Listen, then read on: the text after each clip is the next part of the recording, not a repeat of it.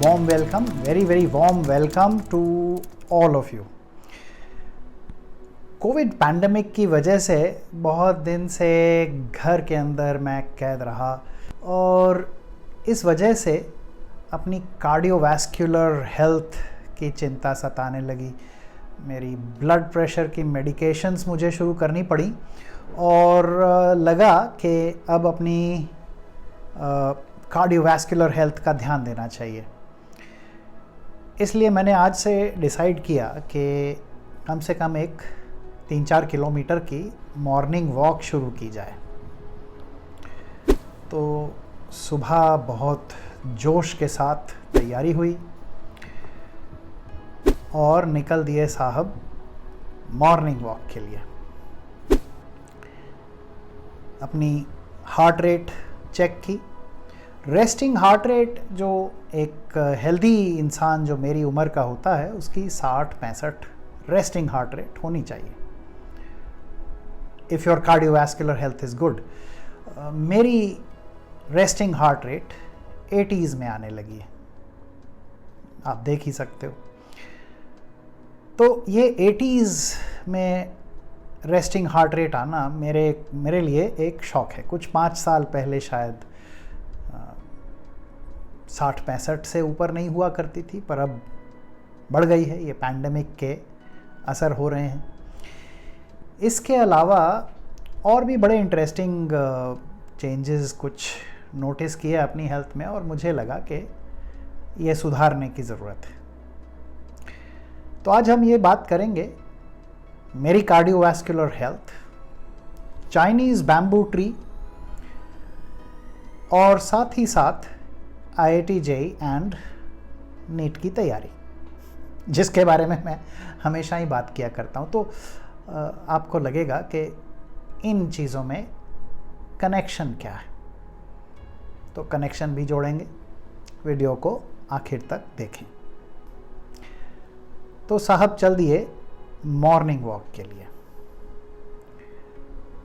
बारिशों के बाद, मॉनसून के बाद पार्क के बीच में जो लेक है वो भरी हुई थी. माहौल बहुत खूबसूरत था. It was beautiful. Cloudy morning थी, थोड़ा फॉग जैसा भी था और हालांकि गर्मी थी, ह्यूमिड गर्मी थी, लेकिन दिल तरोताज़ा हो गया, मन बहुत खुश हुआ. कुछ पुराने दोस्त भी मिले, 1-1.5, और एक बहुत ही दिल को खुश करने वाला एक्सपीरियंस हुआ. बहुत दिन के बाद मैं ऐसे किसी पार्क में या किसी पब्लिक प्लेस में गया.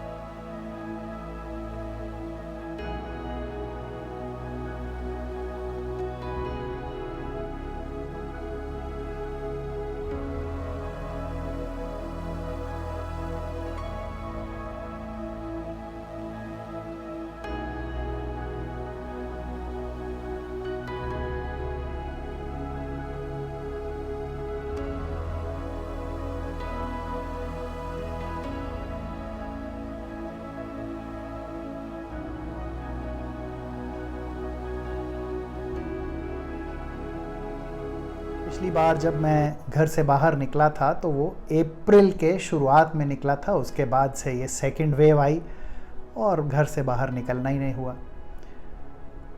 अब पार्क में घूमना बड़ा अच्छा लगा, पर जब घर आ गया तो देखा कि अब फिर से अपना बॉडी वेट चेक करूं और अपनी हार्ट रेट भी चेक करूं. तो अपनी हार्ट रेट चेक की और सुबह वॉक पे जाने से पहले जो हार्ट रेट आई थी उससे भी ज़्यादा आ गई, विच बेसिकली मीन्स कि अगर हार्ट रेट ही एक मेजर समझा जाए तो मेरी कार्डियोवैस्कुलर हेल्थ इस मॉर्निंग वॉक के बाद और ख़राब हो गई. तो क्या ये मॉर्निंग वॉक करना हार्ट की हेल्थ के लिए अच्छा है? Is it a good idea to go for a morning walk. मेरी तो हार्ट रेट बढ़ गई। पर आप लोग शायद कहोगे कि अरे सर कैसी बात कर रहे हो, बेवकूफ़ों वाली। क्या एक दिन में वॉक करने से बॉडी वेट कम हो जाएगा या हार्ट रेट इंप्रूव हो जाएगी? कार्डियोवैस्कुलर हेल्थ एक दिन में थोड़ी ठीक होती है। महीनों सालों तक आपको लगातार वॉक करना होगा, ऐसे एक्सरसाइज करनी होगी, थोड़ी बहुत योगा शोगा, कुछ मेडिटेशन कीजिए, तब जाके आपकी हेल्थ ठीक होगी। ऐसे थोड़ी हो जाएगी एक दिन में। पर मैंने ये नोटिस किया है कि आप लोग यानी स्टूडेंट्स जो कि जेईई और नीट की तैयारी करते हैं, उनकी एक्सपेक्टेशन ऐसे ही होती है। कोई चैप्टर पढ़ा दिया तो उसके सारे सवाल कल हो जाने चाहिए, नहीं हुए तो फिर शायद मुझ में कमी है, मैं नहीं कर सकता हूँ, इसलिए मैं छोड़ रहा हूँ तैयारी। ऐसी वाली थिंकिंग ज़्यादातर बच्चों की होती है।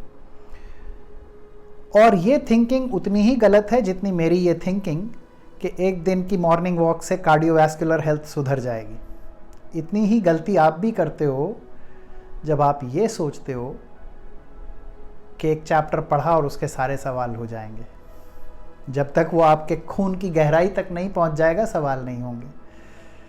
तो ये प्रोसेस जो ग्रोथ का है, ये एक दिन या 2 दिन या 4 दिन का नहीं है, ये एक लंबा प्रोसेस है। जीवन में एक बड़ा इम्पॉर्टेंट कॉन्सेप्ट होता है, कुछ भी करने लायक काम होगा, थोड़ा कठिन तो होगा और उसको अचीव करने में थोड़ा समय तो लगेगा ही लगेगा। आप कुछ भी कर लें, कुछ तो समय लगेगा। आप कितने भी टैलेंटेड हो, यू विल टेक टाइम। इस कॉन्सेप्ट को कहते हैं डिलेड ग्रैटिफिकेशन। और डिलेड ग्रैटिफिकेशन इसका मतलब ये है, इसके लिए मेरे पास हिंदी या उर्दू में कोई अप्रोप्रिएट वर्ड मेरे पास नहीं है, अगर हो तो आप मुझे बताइएगा कमेंट्स में। डिलेड ग्रैटिफिकेशन का मतलब है कि आज आप काम करेंगे तो इसका फल आपको कुछ समय के बाद, कुछ दिनों के बाद, कुछ महीनों के बाद मिलता है। जैसे कि एक्सरसाइज करने का फ़ायदा 6 महीने या साल के बाद होगा, वैसे ही जो पढ़ाई और उसमें जो मेहनत आप कर रहे हैं, इस मेहनत का फ़ायदा होने में 1-1.5 साल तक लग सकता है। अभी पिछले ही साल की बात है, कुछ स्टूडेंट्स ने मुझे ये बताया था कि सर पहले 1.5 साल तक हम मेहनत करते रहे थे और कुछ रिज़ल्ट नहीं आता था, पर आप बोलते रहते थे कि हाँ कुछ नहीं, कोई चिंता की बात नहीं है, एक ना एक दिन तो टेंशन मत लो, एक ना एक दिन अच्छा रिज़ल्ट आपको मिल ही जाएगा, डोंट वरी। और वो 1.5 साल के बाद या 1.25-2 साल के बाद भी जब रिज़ल्ट्स अच्छे आने शुरू हुए, जब मार्क्स आने शुरू हुए, तो छप्पर फाड़ के आए। तो ये है डिलेड ग्रैटिफिकेशन। जो एफर्ट्स आप आज कर रहे हैं, कल कर रहे हैं, परसों कर रहे हैं, 1 महीने बाद कर रहे हैं, उसका रिज़ल्ट 1 साल, 1.5 साल, 2 साल बाद मिलेगा। तो अब आप मुझे रिमाइंड कराओगे कि ये चाइनीज़ बैम्बू ट्री का क्या मसला है, ये कहाँ से आ गया? तो ये जो चाइनीज़ बैम्बू ट्री होता है, ये भी कुछ यही किस्म का खेल किया करता है। इसको जब उगाया जाता है, जब ये जंगल में इसकी पौध तैयार होती है, तो 4 या 5 साल तक ये 4-6 इंच ही ऊपर तक बढ़ पाता है, इसका ग्रोथ नहीं होता है। जब 5 या 6 साल के बाद जब ये बढ़ना शुरू होता है, तो 6 महीने में ही ये 30, 40, 50 फुट तक चला जाता है। तो क्या पहले 4-5 साल ये कुछ ग्रोथ नहीं हो रहा था इसका? ऐसा नहीं है, इसकी जड़ें गहरी हो रही थीं, और जब वो जड़ें गहरी हो गई, वो रूट सिस्टम बन गया, तब ये ऊपर ग्रो करता है।